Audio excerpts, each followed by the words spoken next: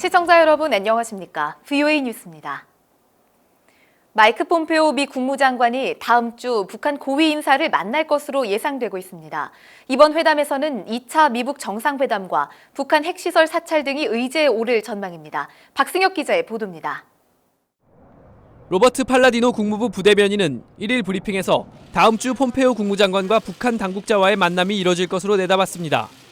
앞으로 미국은 북한과 핵시설 사찰 방식과 최종적인 비핵화, 2차 미북 정상회담 계획 등을 논의할 것이라며 최종 목표인 북한의 완전한 비핵화는 변함이 없다고 밝혔습니다.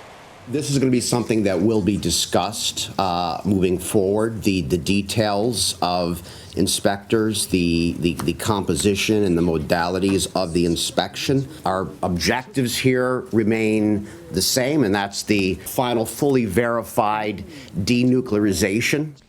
폼페오 장관은 전날 한 라디오 방송에 출연해 구체적 일정과 장소는 밝히지 않은 채 다음 주에 북한 카운터파트와 대화할 것이라고 말한 바 있습니다.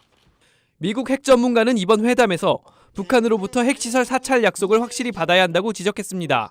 Worst case is they just let them come and look at the entrances. Oh yeah, they're all destroyed. Next step is getting inside the tunnels with cameras or other kinds of equipment to see that the tunnel complexes are actually destroyed. And then the third is taking radioactive samples.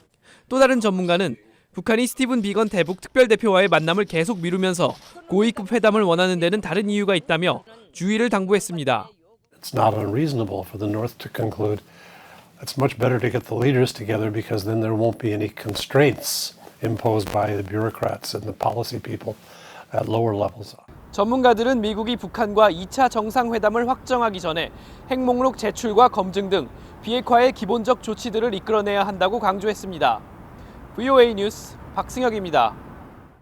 도널드 트럼프 대통령이 1일 시진핑 중국 국가주석과 전화통화를 하고 무역과 북한 문제를 논의했습니다. 트럼프 대통령은 트위터에 올린 글에서 시 주석과 북한에 대해 좋은 논의를 가졌다고 밝혔습니다.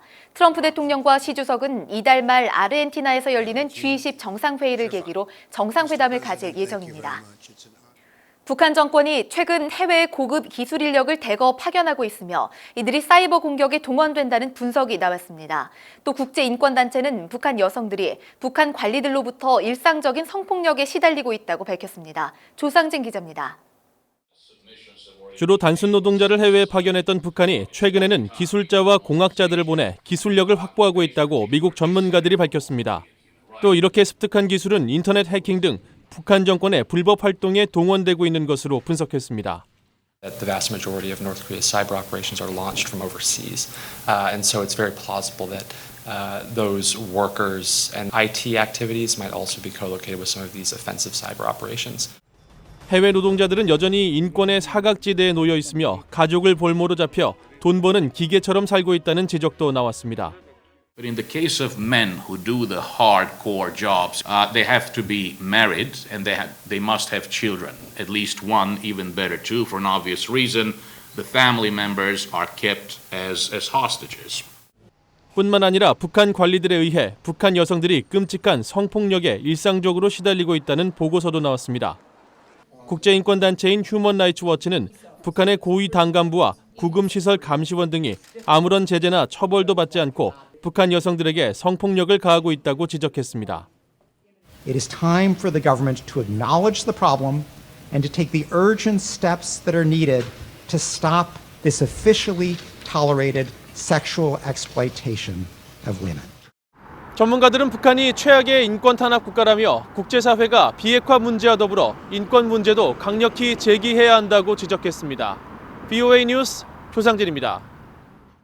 유럽연합과 일본이 공동으로 작성한 새로운 북한 인권 결의안이 31일 유엔 총회 제3위원회에 제출됐습니다. 올해 결의안은 인권과 안보의 연계에 중점을 두고 있다고 유엔 외교소식통이 VOA에 밝혔습니다. 북한 인권 결의안은 11월 중순 제3위원회에서 처리된 뒤 다음 달 유엔 총회에서 채택 여부가 최종 결정될 예정입니다. 미 재무부 금융범죄 단속반이 31일 북한에 대한 금융거래 주의보를 발표했습니다. 재무부는 북한이 자금 세탁과 테러 자금 조달의 위험성을 안고 있다고 지적했습니다. 이번 주의보는 한 달 만에 다시 발표된 것이며 자금 세탁 방지 국제기구의 결정에 근거하고 있습니다.